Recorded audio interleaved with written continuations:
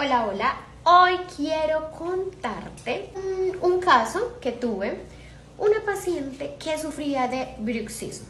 Bruxismo es apretar muy fuertemente y rechinar los dientes en la noche.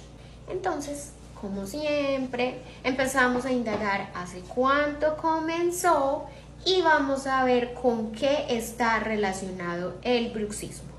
El bruxismo está relacionado con una situación que nos genera mucha rabia.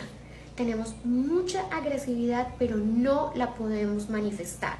Está reprimida, me siento impotente.